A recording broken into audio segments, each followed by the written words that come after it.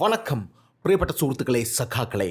കേരള മാപ്രകൾ വളരെ ബുദ്ധിപൂർവ്വം നിങ്ങളുടെ അടുത്തു നിന്നും മറച്ചുവെച്ച ആ വാർത്ത കഴിഞ്ഞ ദിവസം മഹാരാഷ്ട്രയിലെ ZP തിരഞ്ഞെടുപ്പിൽ, അതായത് സിലാ പരിഷത്ത് തിരഞ്ഞെടുപ്പിൽ BJP വമ്പൻ വിജയം നേടി എന്നുള്ളതാണ് റിപ്പോർട്ടെന്ന് പറയുന്നത്.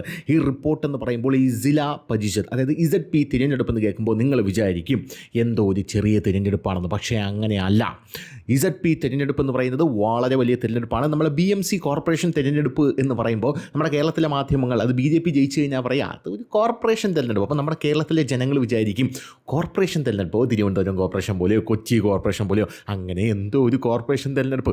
ഏഷ്യയിൽ തന്നെ ഏറ്റവും വലിയ സമ്പത്തുള്ള കോർപ്പറേഷൻ ഡുൺ ഡുൺ ഡുൺ ഡുൺ ഡുൺ ഡുൺ ഡുൺ ഡുൺ ഡുൺ ഡുൺ പോരാത്തതിന് ഈ കോർപ്പറേഷൻ വെറും ഒരു കോർപ്പറേഷനല്ല, പല കോർപ്പറേഷനുകളുടെ സംയോജനമാണ് ഈ BMC കോർപ്പറേഷൻ.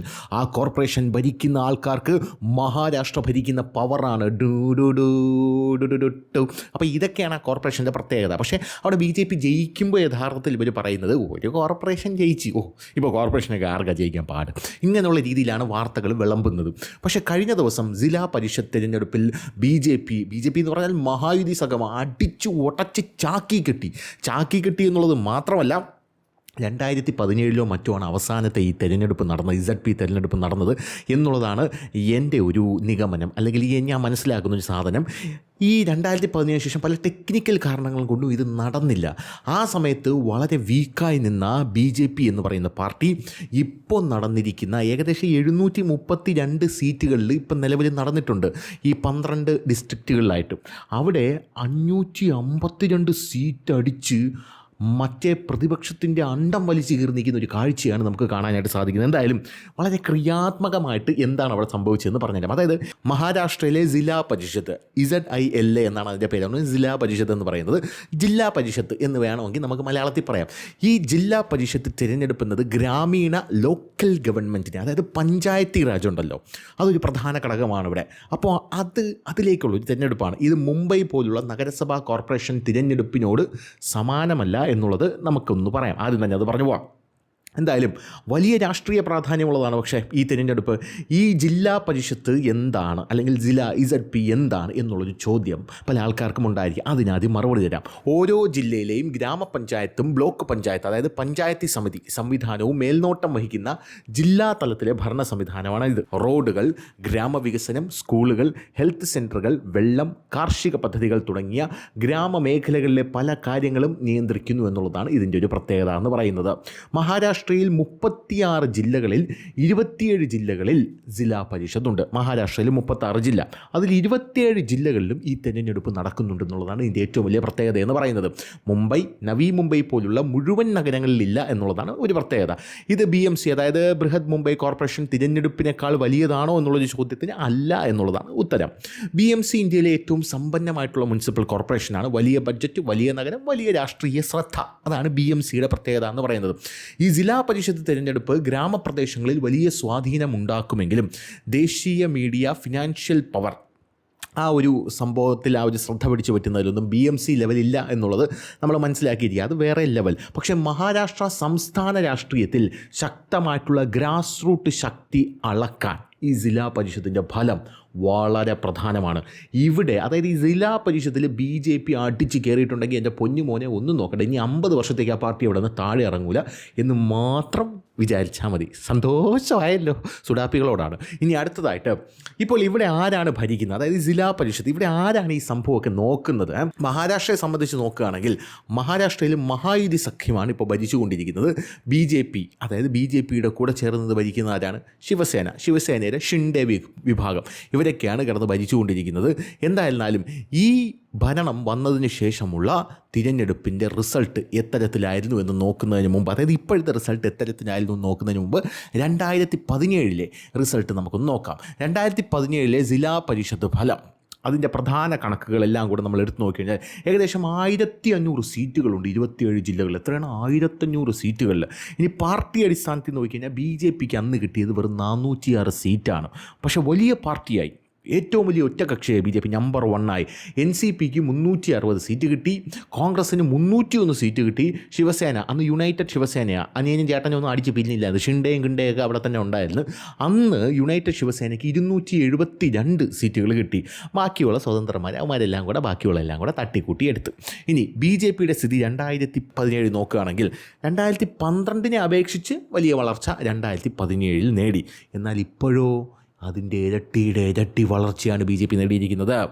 ആദ്യമായി മഹാരാഷ്ട്രയിലെ ZP, അതായത് ജില്ലാ പരിഷത്തിലെ ഏറ്റവും വലിയ പാർട്ടിയായി ബി ജെ പി മാറി. പ്രത്യേകിച്ച് വിദർഭ, മറാത്ത്വാഡ മേഖലകളിൽ ശക്തമായിട്ടുള്ള പ്രകടനം അന്ന് ബി ജെ പി കാഴ്ചവെച്ചു. പക്ഷേ എല്ലാ ജില്ലകളിലും അധികാരം അന്ന് ബി ജെ പി പിടിച്ചില്ല. ചില ജില്ലകളിൽ NCP, കോൺഗ്രസ് ഇവർ ശക്തമായിട്ട് നിന്നു എന്നുള്ളത് നമ്മൾ പ്രധാനമായി മനസ്സിലാക്കേണ്ട കാര്യമാണ്.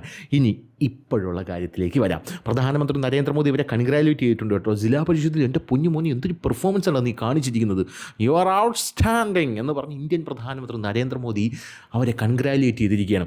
ഈ ഹരിയാന തെരഞ്ഞെടുപ്പിൽ ഇന്ത്യൻ പ്രധാനമന്ത്രി നരേന്ദ്രമോദി അവിടെ സത്യം പറഞ്ഞാൽ പ്രചാരണത്തിന് ഇറങ്ങിയില്ല. ഈ ഹരിയാന തെരഞ്ഞെടുപ്പിൽ നരേന്ദ്രമോദി പ്രചാരണത്തിന് ഇറങ്ങാത്തത് പേടിച്ചിട്ടാണ്. കാരണം ഈ ഹരിയാന തെരഞ്ഞെടുപ്പിൻ്റെ ആ ഒരു ഫലമാണ് നമ്മുടെ രാജ്യത്തിൻ്റെ മറ്റേ സുനാപ്പിയെ നിർണ്ണയിക്കുന്നത് എന്നാണ് ഇവിടെയുള്ള കേരളത്തിലെ മാപ്രകൾ അടിച്ചു വിട്ടുകൊണ്ടിരുന്നത്. കാരണം രാജ്യത്ത് നടക്കുന്ന എല്ലാ പ്രതിഷേധങ്ങളുടെയും മൂലസ്ഥാനം ഹരിയാനയാണ്. കർഷക പ്രതിഷേധം, ഗുസ്തി താരങ്ങളുടെ പ്രതിഷേധം, പിന്നെ അഗ്നിവീർ പ്രതിഷേധം. ഈ ഗുസ്തി താരങ്ങളുടെ പ്രതിഷേധം എന്നൊക്കെ എടുത്ത് പറഞ്ഞു കഴിഞ്ഞാലുണ്ടല്ലോ, നമ്മൾ ഹരിയാനയിലേക്ക് നോക്കുമ്പോൾ നിങ്ങൾക്കൊരു കാര്യം മനസ്സിലാകും കേട്ടോ. ഹരിയാനയിൽ ഏകദേശം ഒരു 10 വീടുകൾ അടുത്തടുത്തെടുത്ത് കഴിഞ്ഞാൽ ആ 10 വീടുകളിൽ ഒരു 5 വീടുകളിൽ ഒരു ഗുസ്തി താരം ഉണ്ടായിരിക്കുമെന്നുള്ളതാണ് ഹരിയാനയുടെ പ്രത്യേകത കേട്ടോ എന്നൊക്കെ പറഞ്ഞ് നമ്മുടെ ഉണ്ണിസാറൊക്കെ ഭയങ്കരമായിട്ട് തൊണ്ടയിട്ട് അലച്ചതാണ്. അതുകൊണ്ട് നരേന്ദ്രമോദി എന്ത് ചെയ്തില്ല, ഇത്തവണ തോറ്റ് ഹരിയാനയിൽ, അതുകൊണ്ട് ഞാൻ ഇറങ്ങുന്നില്ല, കാരണം മോദി ജയിക്കുന്നിടത്തല്ലേ ഇറങ്ങും എന്ന് പറഞ്ഞ് ഇവർ രംഗത്തെത്തി. അങ്ങനെ ഹരിയാന ജയിച്ചടേ. ഹരിയാന ജയിച്ചപ്പോൾ യുവമാർ പറഞ്ഞ എന്താണെന്നറിയാമോ? കണ്ടോ, ഹരിയാന ജയിച്ചു, മോദി ഇല്ലാതെ ജയിച്ചു, RSS മോദിയെ തഴഞ്ഞു, BJPക്ക് ഇനി മോദിയുടെ ആവശ്യമില്ല, എന്താണിത് എന്ന് പറഞ്ഞുകൊണ്ട് യുവമാർ ഇങ്ങനെ പ്ലേറ്റ് മറിച്ചിട്ട് ഇവന്മാരൊരു മാധ്യമപ്രവർത്തനം എന്ന് പറഞ്ഞാലുണ്ടല്ലോ, എൻ്റെ അന്ന് ഉരിഞ്ഞു പോയ തൊലി ഇതുവരെ വന്ന് റീജോയിൻ ചെയ്തിട്ടില്ല. അമ്മാതിരി ഉരിയിലാണെന്ന് ഉരിഞ്ഞു പോയത് തൊലി. അതാണ് ഇവിടുത്തെ മാധ്യമപ്രവർത്തനം എന്ന് പറയുന്നത്. എന്തായിരുന്നാലും ഇപ്പോഴത്തെ നമ്മുടെ ജില്ലാ പരിഷത്ത് മഹാരാഷ്ട്രയിലെ ആ സ്റ്റേറ്റ് ഒന്ന് നോക്കാം. ക്ലിയർ ഫാക്ട് ബേസ്ഡ് വിശദീകരണം എന്താണ് ഇതിൻ്റെ? 2026 മഹാരാഷ്ട്ര ജില്ലാ പരിഷത്ത് ഫലം, അതിൻ്റെ റിയൽ സ്ഥിതി എന്ന് പറയുന്നത് ഈ തവണ 12 ജില്ലാ പരിഷത്തുകളിലാണ് തിരഞ്ഞെടുപ്പ് നടന്നത്. 12 എണ്ണത്തിൽ മൊത്തം 27 ഉണ്ട്. അതിൽ 12 എണ്ണത്തിൽ ഇപ്പോൾ തിരഞ്ഞെടുപ്പ് നടന്നു. അതിൽ 731 സീറ്റുകളിലോട്ടാണ് തിരഞ്ഞെടുപ്പ് നടന്നത്. ഈ ഫൈനൽ റിസൾട്ട് വരുമ്പോൾ ഉണ്ടല്ലോ, BJP നേതൃത്വത്തിലുള്ള മഹായുതി സഖ്യം 552 സീറ്റ്, 731 സിംഹഭാഗവുമായി അടിച്ചുകൊണ്ട് പോയി എന്നുള്ളതാണ് വേറൊരു പ്രധാനപ്പെട്ട കാര്യം എന്ന് പറയുന്നത്. ഇനി ഈ Mahavikas Aghadi opposition, pathetic, poor, ഖത്തം, ഗയ, അതാണ്, കൂടുതലൊന്നും പറയേണ്ട ആവശ്യമില്ലല്ലോ. ഇപ്പോൾ ഹിന്ദുസ്ഥാൻ ടൈംസിൻ്റെ റിപ്പോർട്ട് പ്രകാരം BJP ഒറ്റയ്ക്ക് എത്ര സീറ്റ് നേടിയെന്ന് ചോദിച്ചാൽ 225 സീറ്റ് നേടി അലയൻസിലെ ഏറ്റവും വലിയ പാർട്ടിയായി BJP മാറി എന്നുള്ളതാണ്. NCP അജിത് പവാറിൻ്റെ 166, ശിവസേന ഷിൻഡെയുടെ 162. അതായത് മഹായുതി ജയിച്ചുവെങ്കിലും BJP ഒറ്റയ്ക്ക് 225 സീറ്റ് നേടി. 27 ഡിസ്ട്രിക്റ്റിലാണ് ഈ തെരഞ്ഞെടുപ്പ് നടക്കേണ്ടത്. പക്ഷേ 12 എണ്ണത്തിൽ നടന്നതിൽ BJP ഇപ്പോൾ തന്നെ ഏറ്റവും വലിയ ഒറ്റകക്ഷിയായി മാറി. ആ 12 എണ്ണത്തിൽ ആ ഒറ്റകക്ഷിയായി മാറിയത് അകത്താണ്. ഈ അലയൻസിനകത്തും ഒറ്റകക്ഷി, പുറത്തും ഒറ്റകക്ഷി. ഇനി ഒപ്പോസിഷൻ്റെ സ്ഥിതി, കോൺഗ്രസിൻ്റെ അവസ്ഥ നോക്കുകയാണെങ്കിൽ വെറും 55 സീറ്റാണ് അവന്മാർ അടിച്ചെടുത്തത്. ഇനി ശിവസേന ഉദ്ധവ് വിഭാഗം 42 സീറ്റ്, ബാക്കിയെല്ലാം പുളിശ്ശേരി അടിച്ചുകൊണ്ട് പോയി എന്നുള്ളതാണ്. NCP ശരത് പവാറിൻ്റെ 26 സീറ്റുണ്ട് എന്നുള്ളതാണ്. ഒപ്പോസിഷൻ നടു ഒടിഞ്ഞ് വീണു. ഇതൊന്നും ഞാൻ പറയേണ്ട ആവശ്യമില്ലല്ലോ. പിന്നെയും വീണ്ടും പ്രേക്ഷകരുടെ കർണപുടങ്ങൾക്ക് ആനന്ദതുന്ദലമായ ഒരു വാക്യമായി ഇത് വന്ന് പതിക്കുമെങ്കിൽ ഞാൻ വീണ്ടും പറയാൻ റെഡിയാണ്. എന്തായാലും BJP 2 സീറ്റ് നേടി എന്നുള്ളത് ആണ് ഇതിലെ ഏറ്റവും വലിയ ഹൈലൈറ്റ് എന്ന് പറയുന്നത്. കഴിഞ്ഞ തവണത്തെക്കാട്ടിലും ഇരട്ടി ഇത്തവണ നേടി എന്നുള്ളതാണ്. പക്ഷേ ഇതിൽ എതിരാളികൾ പറയുന്നത് കോണ്ടക്സ്റ്റ് ശ്രദ്ധിക്കണം. അതായത് ഇരട്ടി സീറ്റ് നേടി എന്നൊക്കെ പറയുമ്പോൾ 2017 BJP 406 സീറ്റാണ് നേടിയത്. അത് 27 ജില്ലകളിൽ നടന്നിട്ടാണ്. പക്ഷേ ഇപ്പോൾ 225 വെറും 12 ജില്ലകളിൽ നടന്നിട്ടാണ് ഇത് നേടിയത്. അപ്പോൾ ആ കോണ്ടക്സ്റ്റ് ശ്രദ്ധിക്കണം. ഞങ്ങൾ സമ്മതിച്ച് തരില്ല എന്നാണ് ഇവന്മാരൊക്കെ പറഞ്ഞുകൊണ്ടിരിക്കുന്നത്. നീ ഒന്ന് സമ്മതിച്ച് തരണ്ടേ, നീ ഒന്ന് സമ്മതിച്ചാൽ സമ്മതിച്ചില്ലെങ്കിൽ ഇവിടെ ഒന്നും സംഭവിക്കാനായിട്ട് പോകുന്നില്ല. ജനങ്ങളാണ് വിധി എഴുതുന്നത്. ജനാധിപത്യത്തിൽ ജനങ്ങളാണ് രാജാവ് എന്ന് പറഞ്ഞുകൊണ്ട് തോറ്റവർക്കൊരു വലിയ വിജയാശംസ നേർന്ന് നിർത്തുന്നു. നന്ദി, നമസ്കാരം. അപ്പം ശരി.